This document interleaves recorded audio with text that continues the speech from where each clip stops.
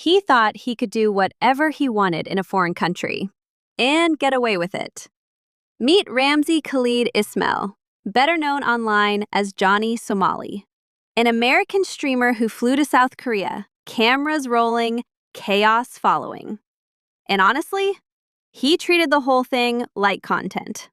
Ramen pranks, dead fish harassment, sexual TTS messages played in front of children. He wasn't just pushing boundaries, he was torching them. But here's the part no one is talking about. Most nuisance streamers, they pull their stunts, they book a flight, and they vanish. That's the playbook. That's how they escape consequences. But Johnny Somali made one critical mistake. He got charged early enough that South Korea slapped a travel ban on him before he could run. And that changed everything. He was trapped. And the charges? They just kept coming. We're talking 8 criminal charges over the span of nearly a year. Business obstruction, bus harassment, subway harassment, and then the deepfakes. 2 of them. Explicit, without consent. One involving a Korean streamer named Youngman, another targeting Bong Bong, a woman who had done absolutely nothing to him. These weren't pranks anymore. These carried mandatory prison time. No fine option, no way out. Wait until you hear what happened next. The prosecution recommended 3 years in prison with labor, a $150,000 fine, and 5 years on the sex offender registry, isolated from regular Korean society. Factory work, monotonous, daily, years of it.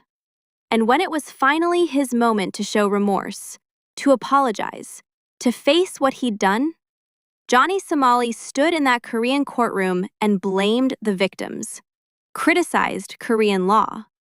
In his closing statement, legal experts called it an absolute catastrophe. Because in the Korean system, remorse matters enormously. And he showed none. Here's where it gets even wilder. Even if the judge goes light, it's not over. South Korean prosecutors can appeal a sentence they consider too lenient. They have 7 days. And given what they recommended, they have every reason to use them. There are also additional charges still on the table, the child harassment incidents. Still actionable, still looming. And whatever happens with sex offender status, that can follow him back to the United States. Because one thing is absolutely clear. Johnny Somali didn't just fail in South Korea. He failed at every single turn, strategically, legally, and morally. And he had chance after chance to change course.